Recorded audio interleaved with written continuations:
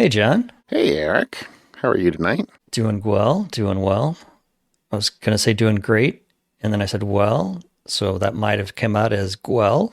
Well, Uh, you shouldn't dwell on it. well done. Uh, Uh, so, well, anything fun this weekend for you? I kind of watched somebody else do a lot of work. I don't know if that counts as fun, but I'm happy I didn't do it. Fun for you, less fun for them. Haven't got the bill yet either, but we'll Uh, see. But that's the less fun for you part. yeah, we'll see. Mm, No, no, I have a great yard guy. I really appreciate him, and I mean he's been taking care of our place for now going on nearly a decade. mm, And, I appreciate, I text him. I'm like, hey, can you do X? And we have this, we call it the berry line, but okay. it's basically when the people that we bought the place from moved, they had a whole Hmm. bunch of berries in one place, and it was not a good place for them for what we wanted to use the property for. But I'm like, but they were these thornless blackberries Okay.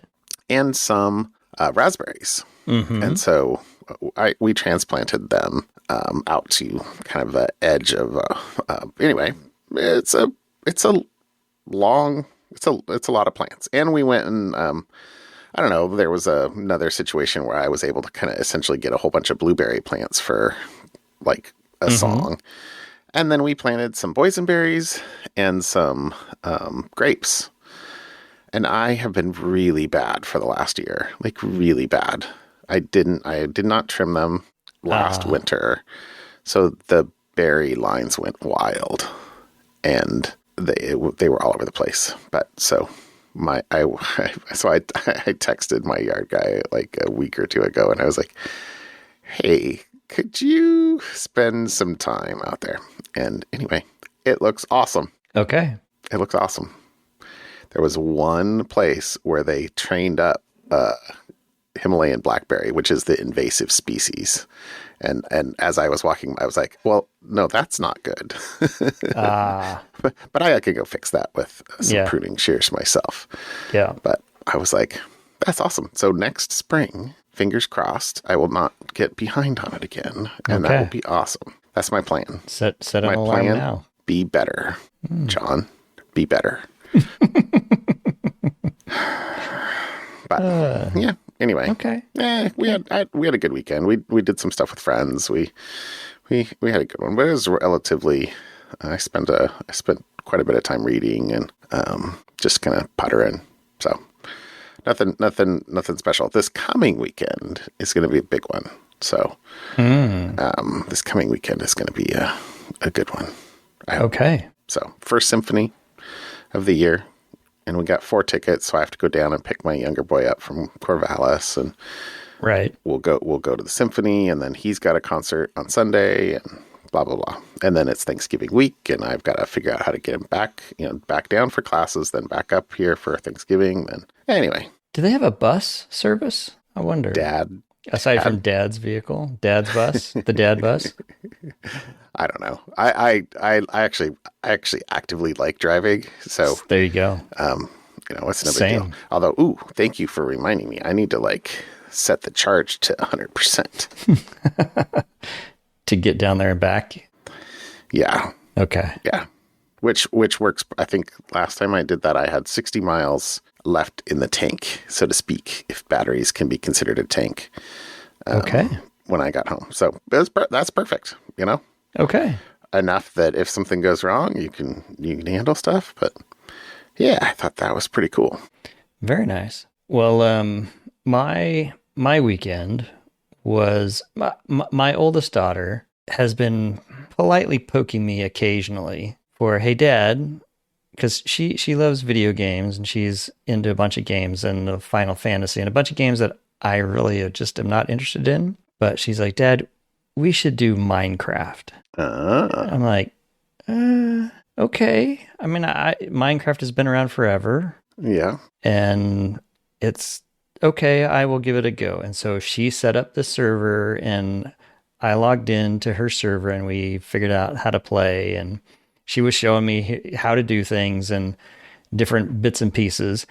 And then she tells me, you know what the fun part is? She was playing Minecraft Java, and there's Minecraft Bedrock, which is you have to have a Microsoft account, and then you can play from your iPhone or iPad or PC or not a Mac. But anyways, or there's the Java version, which you can play from anywhere. Anyways, I'm just showing my Minecraft ignorance. Anyways, but she says, but it's like $3 a month to have your own private server kind of thing. So I'm thinking, you know what I know how to do? And you know what sits in my basement, largely unused?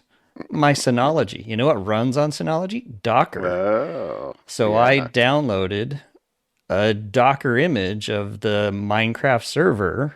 Yeah. And got port forwarding set up, and Oh, yeah.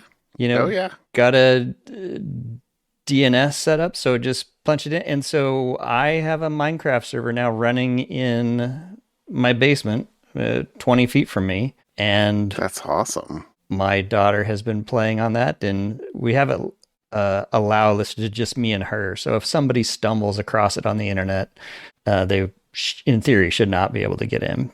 Okay. But it's been kind of fun because that's cool. I'm learning how that game is played, and it's fun. I've been building bridges and little houses, and putting stuff together. And because because I own the server, I turn cheats on. Why wouldn't you? I can give myself I approve whatever I need. So it's like, rather than have to go figure out how to make some more blocks, I just give myself blocks and then build whatever I want to build. So we've been having fun. I've got 4 little houses that I built, and she's got a house with a farm and all sorts of fun stuff. I just have one question for you. Yes. Where were you in 2020? I was playing Rocket League. That's what I was doing. To be brutally honest, I should actually make sure that I'm pretty sure. I know I'm confident I removed the port forwarding from your Minecraft server. My Edge. Yeah. No. I did that for quite a while with my boys. Yeah. And then I think for another couple of years, or maybe it was before that, I paid Microsoft the $5 a month per account or something like that. Yeah. That was fine. But I was gonna say before you said the Java version, I was like, it was written in Java, right? There is a Java version which I am not using, and then there is the Bedrock version, which is, I don't know if it's still written in Java. It's not Java because I can tell it's not Java because the Docker image size for the Java version, 800 megabytes, the Bedrock version, 100 megabytes. Clearly, the Bedrock version is not running Java. Interesting. There's no interpreter in there, is what you're saying. I'm guessing that's where the extra 700 megabytes goes to. Yeah. Okay. So, okay. Anyways, well, that's fun. It's been kind of fun goofing around with my daughter, and now other members of the family want to join the party. I'm like, sure. I just put I just enter your name in this little config file on the server, and you're good to go. Yeah. So yeah, I know my brother still does that with his kid. His I guess they're all boys. His boys. Yeah. Last time I saw him, he was like, "You should play Minecraft with us," and I was like, maybe. I don't have time for that. Maybe meant no, but yeah. But yeah. Anyway, it's all good. Okay, well that's fun. That's awesome. Yeah, it has been fun. All right. Well, hey, how about a topic? What'd you bring me tonight? All right. So I saw this one, read through it the first time. I thought, ooh, that's cool. And then upon reflection, I thought, oh, well, maybe not as cool as I thought. But regardless, Numbers are big. This is that's the cool part. This is a security flaw, and I'm kind of air quoting security flaw here, that exposes 35 billion users' data on WhatsApp to anybody that wants to go for it. So earlier this year, some Australian researchers were able to test nearly 100 million phone numbers per hour, proving just how minimal the effort required was to scrape highly sensitive user data. So apparently this is something that Meta, WhatsApp's parent has been warned about back in 2017, and this flaw has existed. And so what the flaw basically is Rate limiting what? Why would they yeah, do that? yeah, it's a lack of rate limiting, which the article said they finally implemented in October. But it's basically Literally a month yes, ago. a month ago from 2017, where if you just use the web app and automate the web app, you can crank as many phone numbers like 1111111, 11112, 11113, Yeah. and so on, just through this thing. And WhatsApp will respond back with either the profile photo, the profile text, and whether or not that's an actual WhatsApp user. So public data, yes, and that's actually Meta slash Ish. WhatsApp response is, hey, that's all publicly accessible data. No private data is available. Like if you didn't provide your profile publicly, you couldn't get it. Or you didn't provide your photo or any of your profile text publicly, you couldn't get it. But still, come on, let's maybe not allow someone to just fire as, thousands Right. upon Right. thousands upon There's no hundreds of legit millions reason for a user to, to do yeah. 100 million phone numbers per hour. Yeah. So they did fix that in October. So good, I suppose. But if you want to know how scammers get your WhatsApp contact information, it's probably how. So there you go. That's my topic. Thank you. I'm looking at my WhatsApp privacy settings, Ah, yes. and I don't have a profile photo because why would I do that? Why would anybody want to see my face? But okay, yeah, that's true. Why would anybody want to be able to verify that it's really the right John King? I'm a curmudgeon. I don't want to talk to anybody. Like, I'm not sure I want anybody talking to me. Like, this podcast is pretty social. This is as social as I get. I don't know. Well, we had lunch today with someone else, so I'm in my basement. Same. Anyway. Okay. Well, I brought two topics tonight. I saw this one, the first one. Okay, so my first is Google released Gemini 3, or at least beginning. It's I guess they released it in preview, so they're calling it the Gemini 3 era. Ooh. And it's very fancy, probably made by Gemini. They have a fancy website, but I did not see it. This happened 2 days ago, but I don't know. I've been under a rock. Actually, I guess I was on a trip. But I was like, man, this is pretty cool. I've been using Gemini quite a bit. I'm not a pro ultimate whatever user. Yeah. So I don't get access to the Deep Think version. But I like a couple things here. So first of which is, of course they've got a stats table for all the benchmarks and show how they're crushing it compared to 2.5 Pro, Sonnet 4.5, and GPT 5.1 on all the different benchmarks. But one of them that actually they had a link to in the blog. So I actually went and was like, give me some examples of what these problems are. And I think it was the Math Arena. Yeah, Math Arena Apex. Okay, I couldn't figure out some of the like those problems. I would probably be having to get out my math tech, calc book or something else, linear algebra, to try and figure some of that out. And I was like, ooh.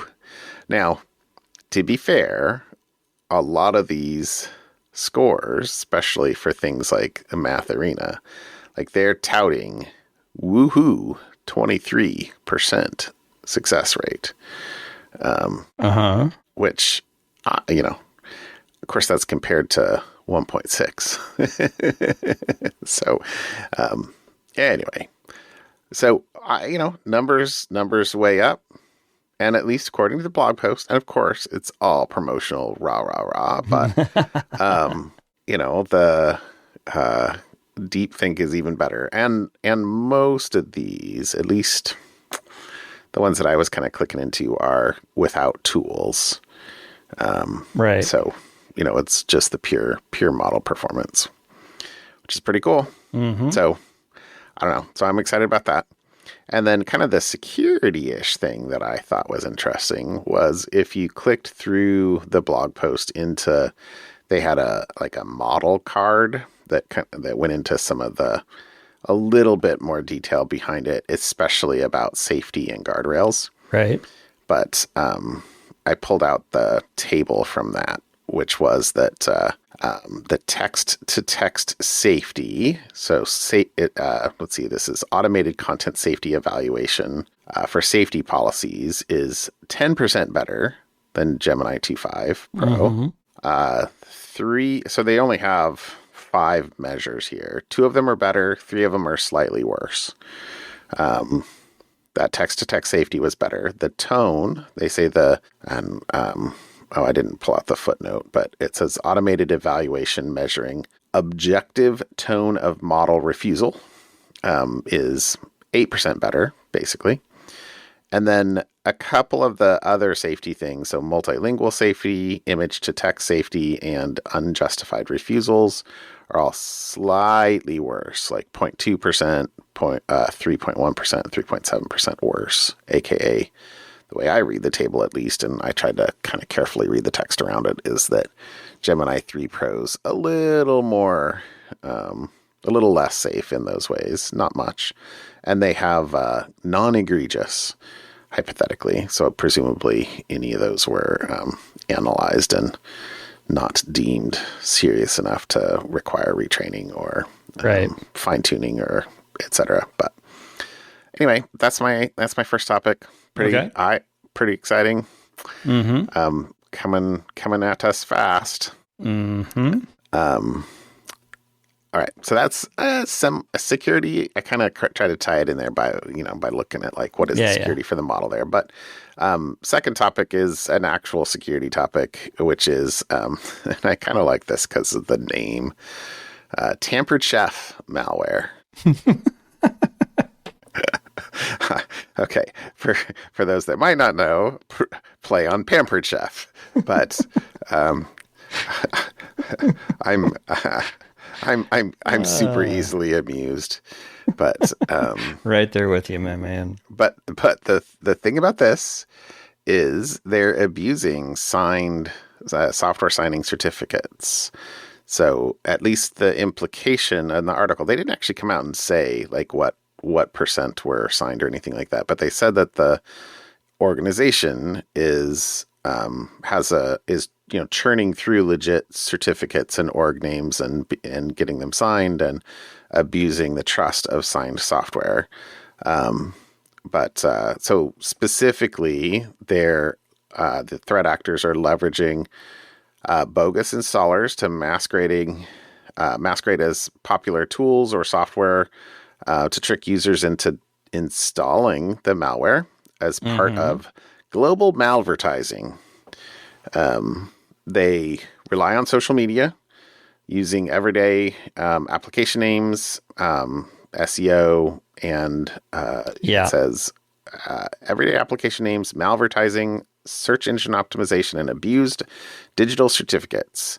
The typical attack plays out as, and I'm quoting here, users who search for PDF editors or product manuals on search engines like Bing, interesting they called out that and not Google, are served malicious ads or poisoned URLs. When clicked, they take users to booby-trapped domains registered on Namecheap that deceive them into downloading the installers. Once executing the installer, users are prompted to agree to the program's licensing terms. It then launches a new browser tab to display a thank you message as soon as the installation is complete in order to keep up the ruse. However, in the background, an XML file is dropped to create a scheduled task that's designed to launch an obfuscated JavaScript backdoor. JavaScript. No comment. Yeah, no comment. It says telemetry shows a significant number of infections in the U.S.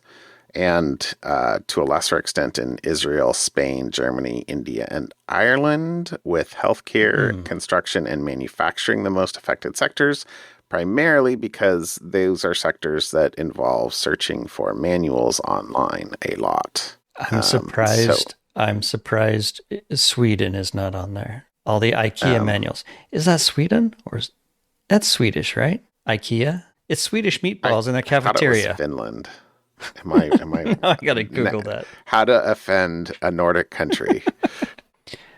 IKEA is headquartered in the Netherlands. Neither of us are right. But it was founded in Sweden. All right. There Okay. you go. Well, there you go. So you Close were right. enough. All right. Thank you, Google. Okay. You should have binged that. Then I wouldn't have been able to finish the podcast. I would have been tampered with. Okay. Okay. All right. Actually, I think that was the last the last thing I pulled out was that reliance on searching for PDF readers. Okay. Which don't all systems include PDF readers these days? I don't think I've installed a PDF reader in 5, 6, 7, 8 years. I mean, I'm pretty sure Adobe Acrobat is still a thing. It is. But being a Mac person, you've had native PDF reading for 20 years? Eons. Says the guy. So I do actually have Adobe installed, and Adobe likes me to use Adobe Reader. Yeah. So I do actually still ironically have Reader on here, and Reader, will pop up occasionally. Half the time I'm like, no, I don't want that. Honestly, Preview does an amazing job of letting you edit PDFs. It's very easy to drag and drop pages and combine. Like, I don't know, this is a little bit off topic, but it's if I scan a bunch of stuff with my scanner, and if you know how to keep a scanner that will actually pick up pages consistently, I should probably YouTube how to clean the roller or something like that. Anyway, net. Occasionally, if I'm scanning a big document and they don't all scan, I have to combine PDFs and blah blah blah. It is very simple. Nice. Yeah, Preview's it works. Nice. Yeah. It does the job you want it to do without any extra crap. Okay, something fun. Okay, so this one I thought was really cool. The researchers at MIT have developed a new lipid nanoparticle that super enhances the effectiveness of mRNA vaccines in mice to 100 times its standalone effectiveness, thus offering massive savings by reducing required dosages while also reducing toxicity in the liver. Aren't lipids by definition macroparticles? I don't know. Lipid in my head is fat, right? Little globs of fat, right? Yeah. Huh? So you're kind of giving me these sort of. I thought lipids were quite large molecules, though. Anyways, so this is an idea for mRNA vaccines. So unlike traditional vaccines, mRNA vaccines do not contain pieces of the pathogen they're combating. So that's the key to mRNA vaccines is you train the vaccine cells to create the proteins needed to fight the virus, whatever it happens to be. So you could train. That's what we did for COVID-19. That's where I think mRNA vaccines became popularized, was the speed to market with COVID-19 and flu vaccines. So apparently standard mRNA vaccines used liquid nanoparticles to protect them from disintegrating inside the body. I like the reference here to the Fantastic Voyage. I don't know if you remember that from the early 80s, I think it was, where you shrunk down to these tiny wetsuits and these people shrunk small and ran through somebody's body. Yeah. Although I more remember, is it Honey, I Shrunk the Kid? There's yeah, similar. All right. So because the mRNA vaccines are so expensive, any safe way to reduce the cost has a potential to benefit countless patients who would otherwise needlessly suffer. By increasing the potency and thus reducing the cost per dosage, the nanoparticle enhanced mRNA vaccines may become an inexpensive way to combat COVID-19 and other infectious diseases. The further benefits could allow vaccine developers to better match the strains of flu that circulate in the winter. So because the flu vaccine production begins a whole year before the annual flu season, if you used mRNA technology, you can start producing it much later in the season and then get a more accurate guess of what the circulating strains are going to be and help improve the efficacy of flu vaccines. So this whole thing about the article's longer than I spoke about, but it's just kind of cool that, hey, we're going to make these mRNA vaccines more efficient, less expensive, and faster to respond to different types of diseases. I think that's cool. That is cool. And now you're reminding me what I did on Saturday, because Friday I got 3 vaccine shots. Oh, which meant Saturday you slept? I was not as motivated as I might have otherwise been. Thank you for the reminder. But yeah, I was like, what did I do Saturday? I remember going out on Sunday, but yeah. Anyway, all right. So it would be awesome if that flu vaccine had a greater hit rate. Yes, in terms of like the yearly, annual likely strains. That would be awesome. Mm-hmm. So there you go. That's my something fun. Very cool. More efficient vaccines. Did you see my something fun? I have not. I just am looking at it right now. So you should watch. So there's a 1 minute and 20-second video or something like that that you should watch, which is so it's a wolf, a gray wolf in British Columbia pulling a crab pot. and so like so human sets a crab pot and wolf says, I'm hungry. Yeah. So evidently in the Heiltsuk Nation in Canada, British Columbia, it says something strange began happening on the coast of British Columbia in 2023. Traps set by members of the Heiltsuk Nation to control invasive European green crabs kept getting damaged. Some had mangled bait cups, torn netting, and others were destroyed. And they didn't know what was going on. So they set up cameras. Sabotage, they thought? Well, they thought like sea lions or okay. Marine mammals or marine something, not sharks, killer whales or... Okay.